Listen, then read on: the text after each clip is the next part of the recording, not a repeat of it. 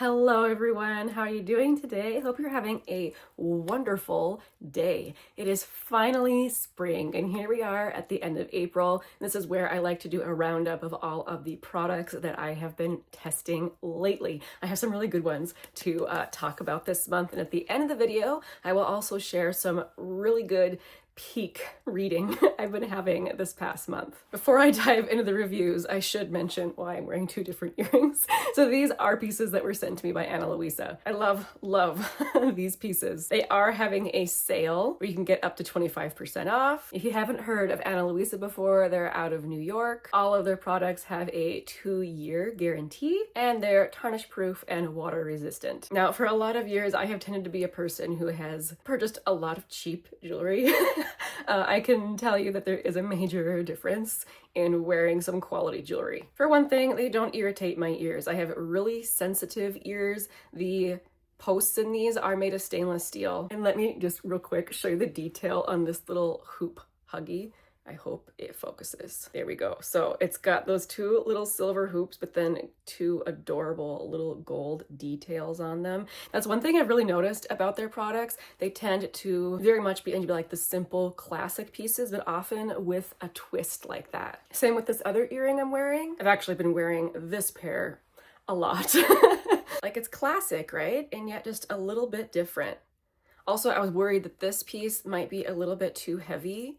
It's not. I'm able to wear it all day with comfort, so that is good to know. They also sent me this necklace, which again, this is one of those pieces that can be dressed up or dressed down. Just a very classic piece. Thank you so much, Ana Luisa. And since there is a sale going on, if there's been a particular piece that you have been eyeing, I will have a link in the description. Now I'm gonna decide which pair I'm gonna wear for the rest of the video. I think I wore this pair in my last video, so I'll take off this one and just wear the little huggies. Okay, let's get into the product reviews. So starting with my base product, I have been testing the Monika Blunder Beauty Blunder Cover. So this is such a unique product, I feel. You know, you're gonna see plenty of like potted foundations like this, but this one's different in the fact of how pigmented it is. This is actually a foundation concealer hybrid.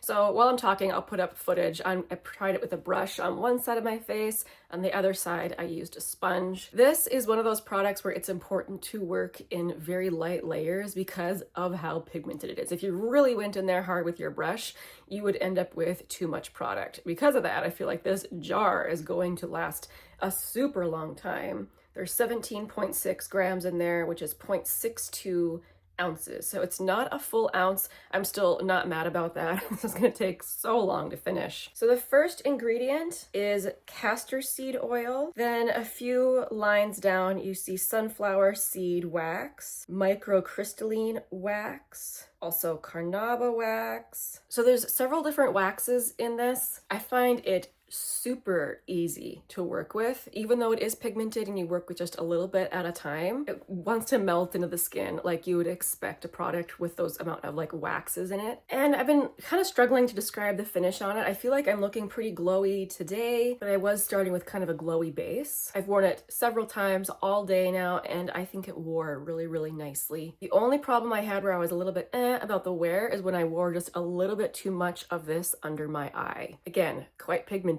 I didn't need very much of it, and then I did get a little bit of creasing, so that is something to be aware of. But I have to say, it feels like a makeup artist product, where instead of just going all in with like a thick layer, that whole process of just kind of painting on thin layers until you get to your desired level of coverage, it feels very makeup artisty, and I kind of enjoy the process. On this side of my face, I used a sponge, and I actually find that I think I prefer it with a sponge. This is the one I used today. I literally just dip it in one time, and I don't know, I must pick up a decent amount with it because, man, the coverage on that, I thought it was really good. Sometimes when you use a sponge, you expect it to be more sheer. That wasn't my experience actually using this. The shade I'm using is 2.25, which, yes, I think it's a really good shade match. So far, it's worked really well for me, just overall. I would be interested to hear if you have tried the Blunder Cover. What do you think of it? Something today that I used actually, applying the Blunder Cover around my nose and under my eyes, was this brush. So this brush, I finally bought it during the Ulta 21 Days of Beauty, and I feel like this is one of those products that has been talked to death, and I finally gave in and picked it up. This is from BK Beauty. This is from the Angie Hot and Flashy collection. This is the A506, and it's what they call the perfect concealer brush. And it really does have the most perfect little curve at the top for getting right in here. And also right around my nose. I have used other variations of brushes like this, and I have to concede this one was better than them. I don't know, they really perfected the shape of this one. So I'm pleased with it. The blush that I'm wearing, I finally tried the matte formula from Nudestix. All these years I've been really talking up their matte luxe formula, which I really love how creamy that is. But anyway, I finally tried this one because they finally released one of their shades that had been sold out for a really long time. This is the shade Bareback, and that is the kind of shade I go for all the time. So easy to wear on a daily basis. And I was really happy to find that even though this is their regular matte formula, it's still ridiculously easy to just pat out with your fingers. And it's not flat matte either. Since it's a cream, it just melds beautifully with your skin. I'm really happy I tried it, and I'm really happy I have this color. Is it similar to other colors I have? Most likely. But I like it. So here's a couple of products that have been out for a very long time, constantly to rave reviews, and I've been holding off trying them. These are from Charlotte Tilbury. Let's start with the glowy one first. This is called the Glowgasm Beauty Light Wand. I have the shade Pinkgasm. So for the very first time ever, these were 50% off during Ulta 21 Days of Beauty, specifically only this shade though. This is the product that comes with a little puff on the end. It's definitely not my favorite packaging, but so far it has worked out okay. This particular product has gone so viral. It's one of those products where I was avoiding it, I think, just to be contrary. Like, I'm sure it can't be that good. Well, it's really good. Let me just put a little dot on my hand. It is very glowy, but the pearl on it is so flattering. It's thin enough where it does the thing where it just melts right into your skin. The pearl isn't sparkly. Very pearlized and glowy, but not sparkly. The only thing I ran into with this is using too much. You don't need very much. I also really had to avoid getting this here, which I often put blush here. For me, that's just a very natural place to put it. But since this is so glowy, that was too much. This is a product I have to keep very high on my cheekbones. And I had to admit I was impressed. I really like it. And then we talk about the matte beauty blush wand, and this is the shade Pillow Talk. I really like this too. I mean, talk about an easy liquid blush. Sometimes liquid blush can be intimidating because it's pigmented or just sometimes kind of weird to blend out. This one is beautiful. It's not too pigmented, and this color, really easy color for people to wear. Once again, I had to concede. Everyone was right. They're beautiful products. So today, the mascara I'm wearing. Lately, for the past few years, I've been testing mascara constantly. I would open a new one every month. It was part of my review series. And I've kind of backed off for the past few months. I really wanted to go back and retry some of the favorites that I found. All these times that I've been reviewing mascara, in an effort not to waste mascara, I just hadn't been buying my favorites. Well, I decided to test one of my very favorites, and today I'm wearing Lash Paradise from L'Oreal. And actually right now my lashes are in a little bit of a sad condition. I feel like several of them have broken off, or I've just lost lashes in places. I notice it. This lives up to my memory, even when my lashes are not in primo condition. It wasn't too wet, so I was able to really take my time applying it. It's separated and yet volumized and lengthened. I'm so happy it lived up to its own hype in my mind. I just wanted to let you know. It was a good mascara day. All right, so that was just a little handful of products I had to review for you this month. Now we can talk about some good reads. I've actually had some really good reads in the past couple of months, and it's because lately I have been in the mood to read classics. I feel like in order to read classics, you have to want to. And lately, sometimes the modern books I was reading felt kind of shallow.